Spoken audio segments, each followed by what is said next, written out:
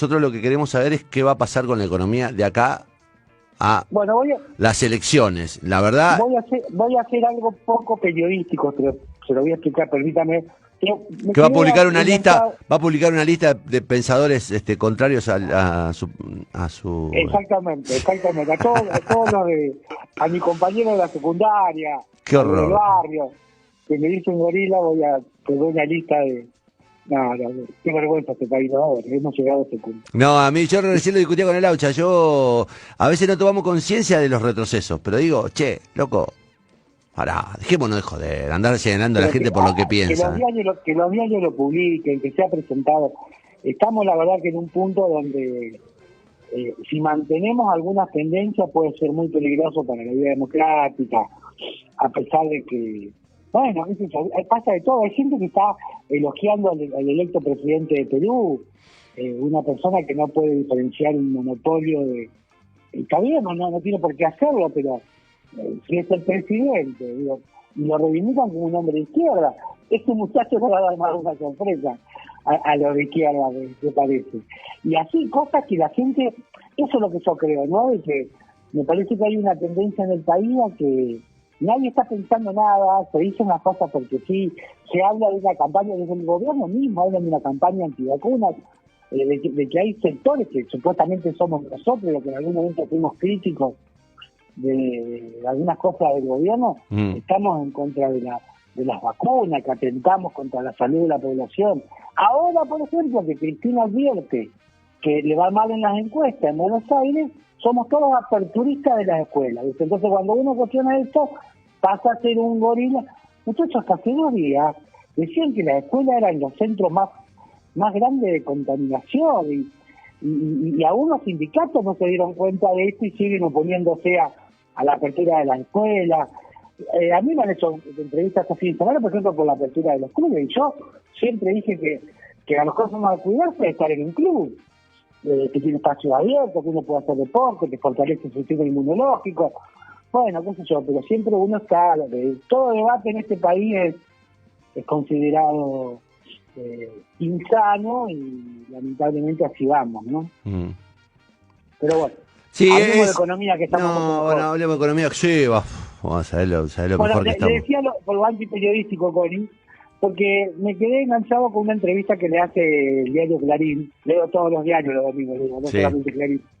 Pero me gustó esta entrevista a Manuel Álvarez Agis, que es un economista muy interesante, muy agradable. Me parece que tiene la particularidad de haber sido el viceministro de Economía de Axel Kicillof en la última presidencia de Cristina Fernández, la anterior, digamos, no en esta presidencia actual de Cristina, sino en la anterior. Y Álvarez Agis, un economista muy serio, muy consultado, y lo voy a leer porque esto nos permite descifrar desde alguien que está fuera de la grieta, porque la particularidad que tiene Álvarez Agis es que no está enmarcado en una grieta, y como fue parte del kirchnerismo, tiene una visión muy panorámica, casi le diría independiente de esta brecha tan nefasta que estamos atravesando. Le leo las 3 primeras preguntas, que es muy interesante. Dice, ¿qué es lo que más le preocupa de la economía? Le pregunta el periodista Ezequiel Burgo de Clarín. La brecha del dólar. Más que la inflación, ¿por qué? Cuando se ajusta la brecha, pasa lo mismo que con toda la economía. Un salto de la brecha es desestabilizante, mientras que seguir con una tasa de inflación del 4% es más de lo mismo. Ya no uno acostumbrado a vivir así. Pero hace 50 días la brecha estaba en 60% y hoy supera el 70%.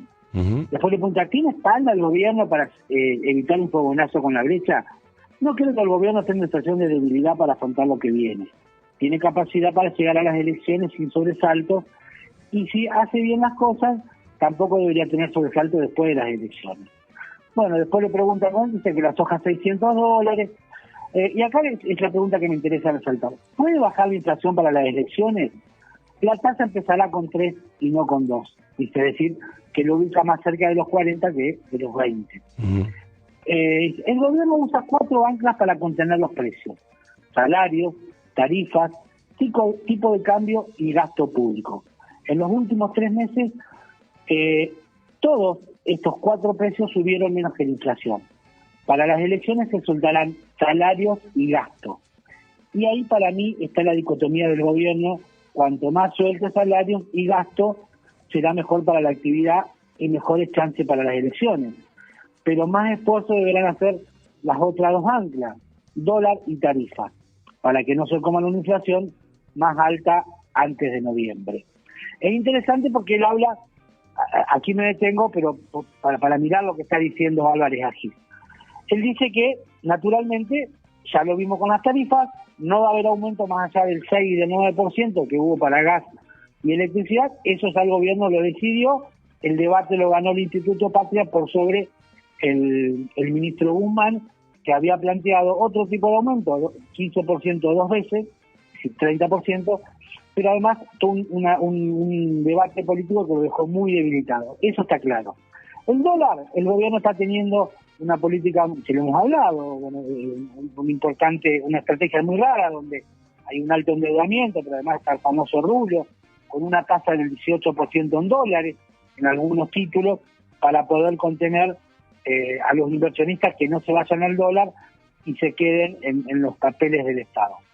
Lo que está diciendo Álvarez Agis, que Argentina va a entrar en una espiral de emisión importante, porque para contener las tarifas es necesario un altísimo nivel de subsidio a las empresas, para que las empresas no quiebren, porque lo peor que le puede pasar al sector energético es que las empresas entren con balance negativo y terminen oyéndose, como ya ha pasado, o entrando en default, o quebrando, o concursando y demás.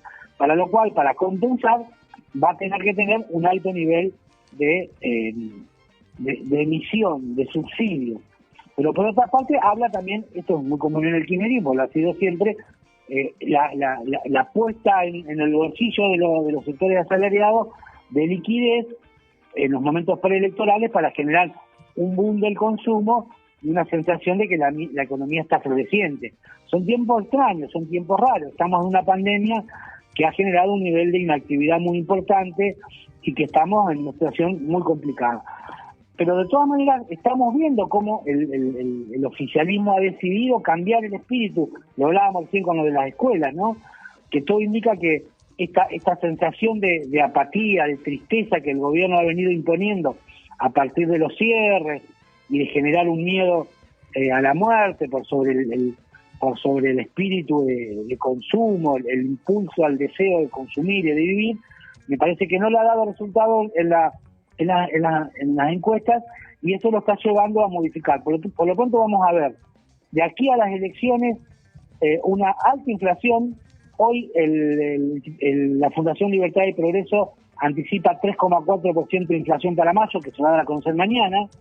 Algunos dicen 3,8%, pero va a andar rondando entre el 3,5% y el 4%, muy alta, casi un 50%, 49% en lo que va del año, en lo que se consumaría en el año en cuanto a inflación, lo cual vamos a tener una inflación muy alta.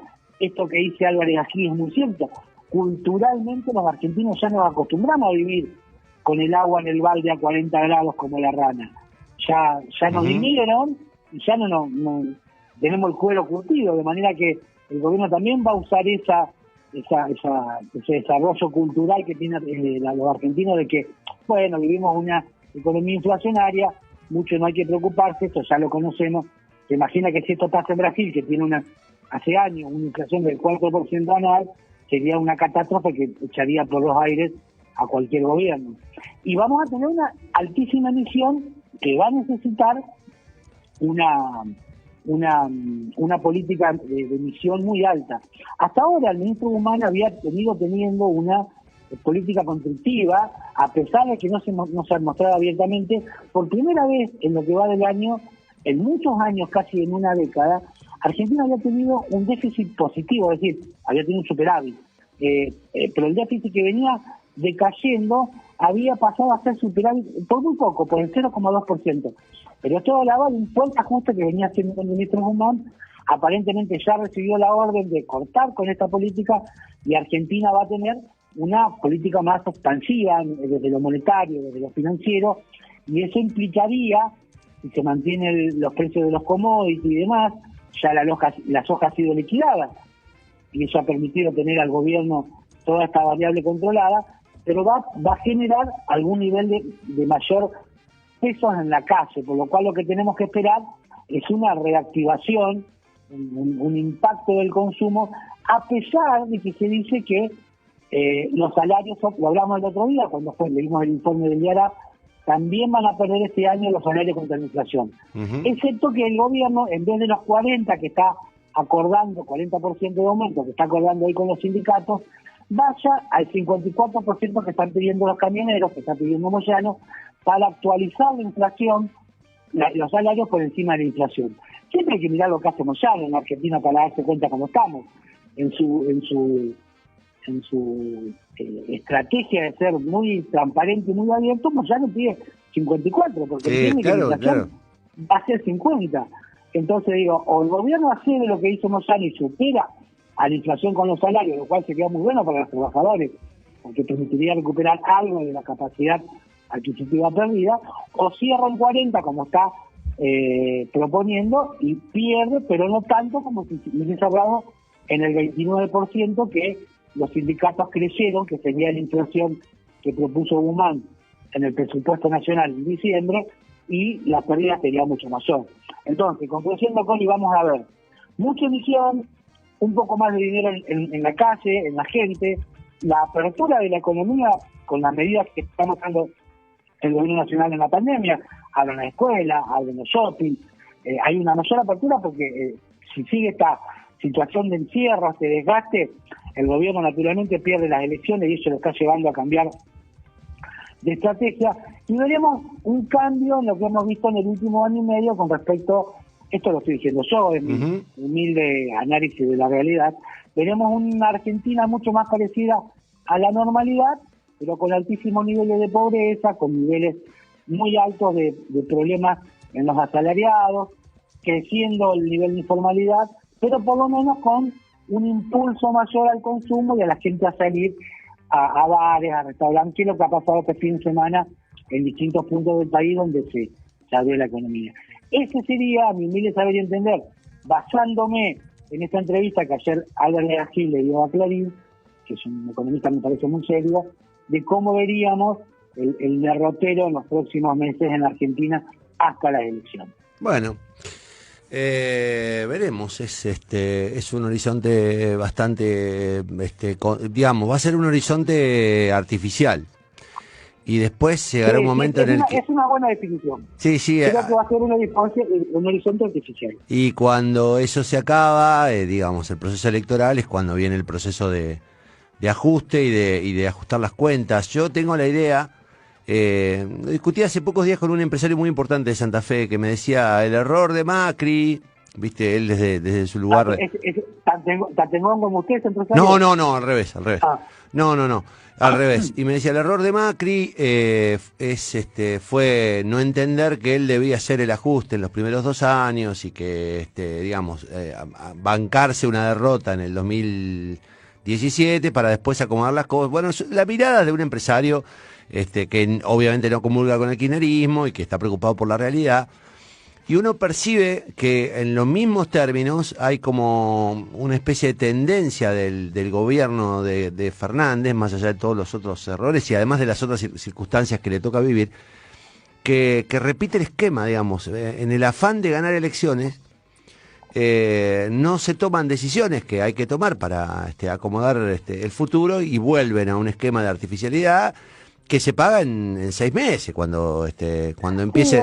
Sí, eso es verdad, pero a mí me preocupa más que eso, me preocupa la conducta nuestra de los argentinos. Fíjese, el 13 de julio vence el aplazamiento que nos dio el Club de París para pagar los 4.500 millones de dólares pendientes. Es decir, que el 31 de julio Argentina entraría en default. Ya estábamos fuera del mercado, nadie nos presta, obviamente en un mundo que está absolutamente líquido, que la plata vuela de un lado para otro, que las tasas están negativas y demás. Argentina no consigue crédito. En un punto usted diría, bueno, mejor, si el gobierno es tan borracho, mejor que nadie le ofrezca una copa de vino. Pero en realidad el default también afecta al sector privado.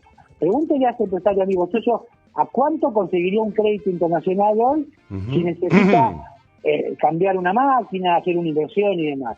Que ese es el principal punto, y no nos preocupa.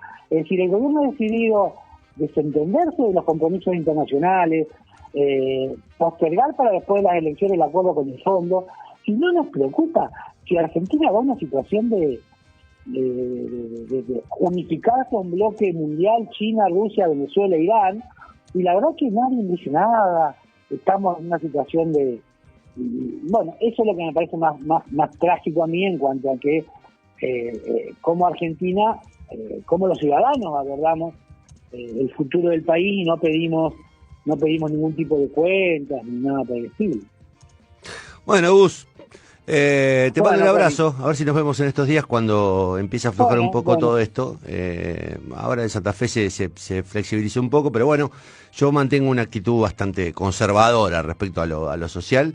Vos te vacunaste, ¿no? Conservador porque va a aparecer en esa lista que... Nah, pero vos te vacunaste ya, ¿no? La primera dosis. No, vos no me vacuné porque... Tuviste el COVID. Cuando me llegó la invitación... ¿Y cuánto tiempo después del COVID te puedes vacunar? En realidad es una... A ver, no voy a decir ni mito ni falacia, pero es una decisión política. Vos te podés vacunar mientras tenés COVID, al otro día que tuviste COVID, sí, a los 10 días que tuviste... Lo que pasa es que el gobierno, como tiene pocas vacunas... Ahora empezaron a llegar muchas, ¿eh? No sé qué pasa en Entre Ríos. No sé qué pasa en Entre Ríos, pero acá en Santa Fe hay como una especie de furor de vacunas. No, sí, llegaron las vacunas, pero cuando tomó esta decisión el gobierno, claro, hace ya casi un año, lo que dijo fue, bueno, no tenemos vacunas, se supone que como vos tuviste la enfermedad, sí, ahora anticuerpos, tenés antígenos para protegerte, claro. Bueno, esperemos 90 días para darte la vacuna. Anotate. Así que yo ya estoy anotado, ya me llegó la invitación, pero bueno, no me puse la vacuna por esta prescripción sanitaria. En teoría, el 15 de julio me correspondería darme la vacuna, así que ni bien llegue el momento, me la daré como corresponde, pero no me sacaré ninguna foto, ni pondré los dedos en B, ni nada por el estilo. Gus, te mando un abrazo.